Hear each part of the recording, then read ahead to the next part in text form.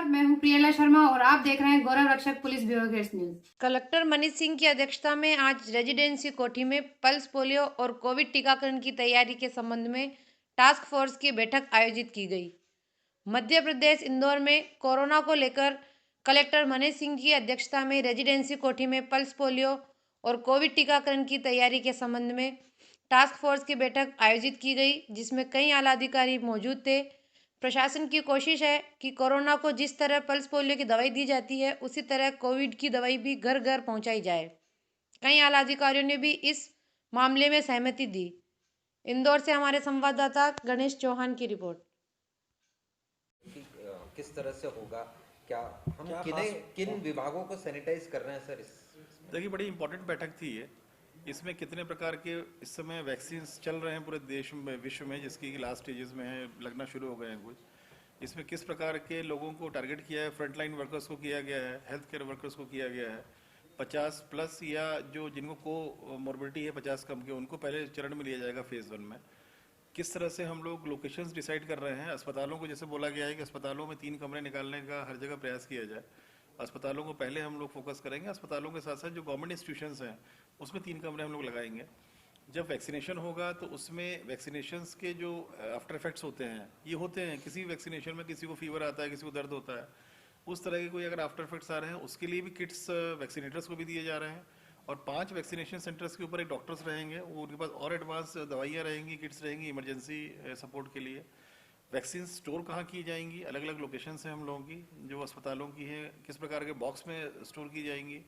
ILR रहता है, जिसमें कि अगर लाइट चली भी जाए तो भी 10-12 घंटे तक वैक्सीन को -2 से -8 डिग्री पर रखा जा सकता है। वैक्सीन का मूवमेंट कैसे होगा जब वैक्सीनेशन प्रारंभ होगा, किस प्रकार से ड्यूटी लगाई जाएगी लोगों की, जो 5 की मिनिमम टीम रहेगी, 3 कमरों में मिनिमम रिक्वायर्ड रहेगा, तो उसमें प्री रजिस्ट्रेशन रहेगा। कोई भी ऐसा नहीं है कि कोई व्यक्ति चला जाए कि मैं 50 से ज़्यादा का हूँ या मैं हेल्थ केयर वर्कर हूँ या फ्रंट लाइन वर्कर हूँ तो उनको मिल जाएगा। प्री रजिस्ट्रेशन रिक्वायर्ड रहेगा। इसमें रजिस्ट्रेशन होगा, उनको मैसेज आएगा कब किस समय किस सेंटर में पहुँचना है। जब उस समय पहुँचेंगे वहाँ पर, वहाँ ऑलरेडी सब पोर्टल पर सब जानकारियाँ रहेंगी। तो ये सब चीज़ें आज ब्रीफ की हैं हम लोगों ने। डिपार्टमेंट्स का जो सहयोग चाहिए स्थान को लेके और उनके अगर कर्मचारी लगते हैं ड्यूटी लगाने को लेके, तो उसके बारे में चर्चा हुई है। तो आज काफ़ी इंपॉर्टेंट बैठक हुई है। बहुत ही पूर्ण रहेगा सर। मिलावट को लेकर रोकने के लिए किस तरह की गाइडलाइन हमने तैयार की है, उसका पालन कैसे सुनिश्चित कराएंगे? देखिए, दोनों तरह की चीज़ें होती हैं मिलावट में। एक तो जांच कराना, जहाँ गंभीर अनियमितताएं हो रही हैं उसमें पुलिस केस वगैरह जो किया जाता है, रासुका हो गई, FIR हो गई। और अगर कम बेसिक प्रोसेसेस सही हैं और फिर भी लग रहा है, शक हो रहा है कि गुणवत्ता उस लेवल की नहीं जो जिस लेवल की अपेक्षित है, उस केस में सैम्पलिंग कराना। और साथ साथ अवेयरनेस कैंपेन, दोनों चीज़ें इंपॉर्टेंट है। जांच करना, कार्रवाई करना, साथ में लोगों को ये भी बतलाना क्या सही है क्या गलत है। तो दोनों चीज़ें चल रही हैं। जो अभी जितने सैंपल्स हम लोगों ने भेजे थे, कई उसमें निरस्त होकर आए हैं। उसमें जो एक्ट है उसके तहत हम लोग को 30 दिन का नोटिस देना पड़ता है, और 30 दिन के नोटिस के बाद अगर वो सेकंड सैम्पलिंग कराना चाहता है वो भी कराते हैं, और फिर कोर्ट में केस लगता है उसका। सभी केसेस कोर्ट में लगाएंगे हम लोग। इसमें कोई भी केस ADM क्या नहीं चलेगा, क्योंकि उसमें पेनल्टी का प्रोविज़न है और हम लोग चाहते हैं कि ऐसे लोगों को सजा हो, तो कोर्ट में केसेस जाएंगे सारे ये।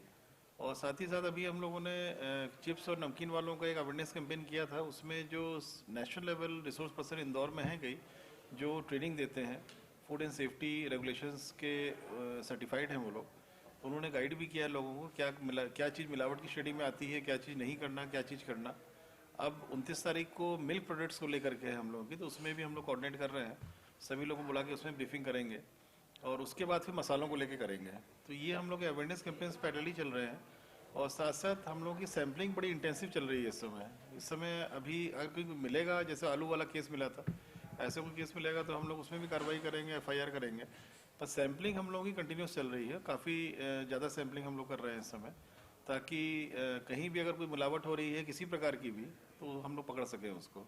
सर, कोविड को अभी वापस है, तो क्या कोविड को यह वायरस है या फिर उसको अवेयरनेस आपने इतना अवेयर करा, एयरपोर्ट अथॉरिटी की गलती से मानेंगे कि यह कोविड? देखिए, अब ये सब चीज़ें बात करने का कोई बहुत औचित्य नहीं है। आदमी को मास्क लगाना पड़ेगा, सोशल डिस्टेंसिंग रखनी पड़ेगी। ये बड़ा सामान्य सी बात है। कोई भी वायरस होता है, चाहे फ्लू का वायरस हो, चाहे अन्य वायरस हो, हर साल म्यूटेट करते हैं। हर साल जब वैक्सीन आती हैं किसी भी वायरस की, वो वैक्सीन्स भी म्यूटेटेड वायरस के हिसाब से वो अपग्रेड होती हैं वो। तो ऐसा ही केस इसमें भी है, कोविड में भी है।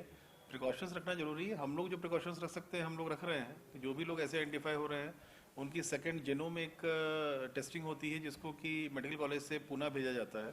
पूना या दिल्ली भेज रहे हैं, उसको भी प्रोसेस चल रही है। जो भी पेशेंट्स इस कैटेगरी के मिल रहे हैं जो लंदन से आए हैं उनको इमीडिएटली आइसोलेट करके सुपर स्पेशलिटी में अलग से उनके लिए वार्ड बनाया है, वहाँ भेज रहे हैं। घर के मेंबर्स को उनके घर से हटा के उन्हें इंस्टीट्यूशनल क्वारंटाइन कर रहे हैं, सेवा को उनके हॉस्टल में रख रहे हैं उन लोगों को। हम लोग जो प्रिकॉशंस होता है कर रहे हैं, पर अल्टीमेटली जनता को ही सेफ्टी इसमें रखनी होगी। त्रुटि किसी की भी नहीं है, ना एयरपोर्ट की ना किसी की है। और जनता को अपना मास्क लगाना, सोशल डिस्टेंसिंग रखना, ये जो प्रिकॉशंस रखेंगे उन्हीं से सेफ्टी है। बाकी जो लोग नहीं मिले रिपोर्ट आ रही है और आरटीपीसीआर के थ्रू थोड़ी और, क्योंकि जो यूके से रिटर्न आए हैं उन लोगों को आइडेंटिफाई प्रॉपर करना इस समय बहुत ज्यादा प्रायोरिटी। 91 केसेस हैं, सभी आइडेंटिफाइड हैं, सबकी सैंपलिंग हो चुकी है और रिपोर्ट्स आती जा रही हैं सबकी। 36 घंटे में भी रिपोर्ट आई है कुछ 12 से 24 घंटे के बीच में लगता है समय इसमें, और आरटीपीसीआर थोड़ा टाइम तो लगता ही है। उसको जैसे जैसे आ रहे हैं, जैसे 2 केसेस हो चुके हैं पॉजिटिव अभी तक, एक राहू के हैं तो उनको भी हम लोगों ने वहाँ शिफ्ट कर दिया है। उनका जो घर है बहुत बड़ा है उनका, वहाँ घर में उनको आइसोलेट कर दिया है, उनकी वाइफ थी उनकी वहाँ पर। और पर देखिए ये म्यूटेटेड वायरस है, ये म्यूटेट होता जाएगा वायरस ये। अल्टीमेटली आम जनता को मास्क और प्रिकॉशंस तो रखने पड़ेंगे अनलेस अनटिल जब तक कि उनका वैक्सीन नहीं लग जाती हो, एंटीबॉडीज जनरेट नहीं हो जाती हैं उसमें। तो मास्क रखना, थोड़ा दूरी रखना लोगों से, ये बेसिक नीड है। मास्क के बारे में लोगों को फिर से मैं अवेयर करना चाहूँगा कि मास्क को लेकर बहुत लापरवाहियाँ हो रही हैं। हम लोग इस तरह की कार्रवाइयाँ इसलिए कर भी रहे हैं जो जहाँ जहाँ इस तरह के फंक्शंस होते हैं, वायलेशंस होते हैं, और थोड़ा जनता को अवेयर होना पड़ेगा मास्क के लिए। हम लोग जो प्रिकॉशंस होता है कर रहे हैं, पर अगर जनता मास्क नहीं पहनेगी तो कोई भी, चाहे म्यूटेटेड वायरस हो चाहे पहले वाला वायरस, उसी से इन्फेक्ट हो जाएंगे सर, लोग। जिला टास्क फोर्स कमेटी की आज बैठक हुई। हाँ, वो सब मिल गए हैं, कोई इशू नहीं है उसमें। सर 31 को लेकर किस तरह के हमारे निर्देश रहेंगे? देखिए 31 को लेके अभी क्राइसिस मैनेजमेंट ग्रुप के सदस्यों से चर्चा चल रही है। कोई बड़ा आयोजन तो नहीं हो पाएगा, जैसे बड़े आयोजन ही लोग मैरिज गार्डन्स में या होटल्स में बड़े स्तर पे करते थे, अलग से कार्ड्स मिलते थे। अभी क्या होगा आज क्लियर हो जाएगी चीज़ें वो। पर जो कोचिंग इंस्टीट्यूशंस हैं वो 50% में चल सकेंगे, उसका ऑर्डर जारी कर रहे हैं उसका। और पेरेंट्स की सहमति जरूरी होगी उसमें। अगर किसी कोचिंग इंस्टीट्यूट में अगर कैपेसिटी 50 बच्चों के बैठने की है कमरे में, तो 25 से ज़्यादा नहीं बैठा पाएंगे। देखने में ये आता है कि 50 की कैपेसिटी हो, 75-100 बच्चे बैठे हुए हैं उसमें, तो ये कतई अलाउ नहीं रहेगा कोचिंग इंस्टीट्यूट्स के लिए। अगर ऐसा कहीं पाया जाता है तो उस कोचिंग इंस्टीट्यूट को सील करेंगे हम लोग। आबकारी विभाग जो 1 दिवसीय आपको एग्जाम किया है, बाकी लोगों को एग्जाम नहीं किया है मीटिंग से।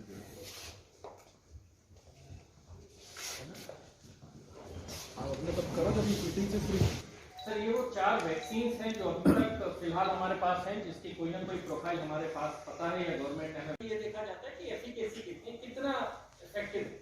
फेज 3 ट्रायल में यही फेज 2 वाला काम बड़े लोगों पे, ज्यादा पॉपुलेशन पे कर लेते हैं। एक फेज 4 भी होता है जो पोस्ट क्लिनिकल ट्रायल होता है, जब पोस्ट मार्केटिंग ट्रायल है। जो भी हमारे पास आएगी उसके बारे में हमारे को फिर से बताया जाएगा और तब हम फिर से इकट्ठा होंगे और हम ये डिसाइड करेंगे। एज ऑफ नाउ इतना ही हमें बताया गया है। वैक्सीन के बाद हो जाते हैं तो हम इस कंडीशन में हों कि हमारी वैक्सीन की प्रोसेस को हम तुरंत चालू करें। गवर्नमेंट ऑफ इंडिया लेवल की बॉडी है national expert group on vaccine administration, नेगमेट, जो सारी चीजें 23 सर उन्होंने डिपार्टमेंट्स और मिनिस्ट्रीज को लाइन अप किया है जिनके रोल्स उन्होंने बताया। आप सब लोगों को जो आमंत्रित करने का सर जो बेसिक पर्पस था वो यही था कि आज हम सबके आपके मेजर रोल्स को सर हम डिस्क्राइब करेंगे। और ये रोल सर वही है कि गवर्नमेंट ऑफ इंडिया, अगर इसकी गणना सर नेशनल लेवल पे की जाए तो करीब 27 करोड़ लोग होते हैं, तो पूरा फेज 1 जो है वो 30 करोड़ लोगों के लिए होगा। वैक्सीनेशन रोल आउट प्लान में सर जो बच्चे को लेकर के आप पहुंचे और वहां पर वैक्सीनेशन हो गया, ऐसा कोई काम नहीं होने वाला है। पहले से एक रजिस्ट्रेशन होगा, एक माइक्रो प्लानिंग होगी जिसके तहत रहेंगे। इससे भी फेस देखिए अगर किसी को कोविड हो गया है, कुछ एंटीबॉडीज कुछ हद तक जनरेटेड हैं, तो भी उसको वैक्सीन सजेस्ट किया गया है लगाने के लिए। पहला तो ये है। दूसरा, जो भी वैक्सीन आएगी इंडिया में उसको जो यहाँ के प्रोटोकॉल्स हैं, जो अथॉरिटीज़ हैं कोविड के, वो सब टेस्ट करके देंगी, वो सुरक्षित वैक्सीन रहेगी।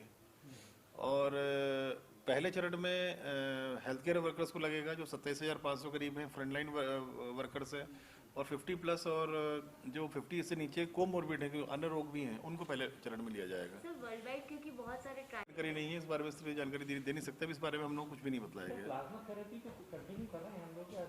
मेडिकल क्वेश्चन है, इसका जवाब मेडिकली कोई मेडिकल एक्सपर्ट ही दे सकता है। एयरपोर्ट से कोई कोऑर्डिनेशन हुआ कि यूके वाले पेशेंट पूरा कोऑर्डिनेशन है एयरपोर्ट से। अभी अपना अपने हाँ चल रहा है पूरा। अब तो कोई यूके से आई नहीं रही, फ्लाइट सब बंद है, हाँ बंद है। इसलिए एयरपोर्ट से पूरा कोऑर्डिनेशन है।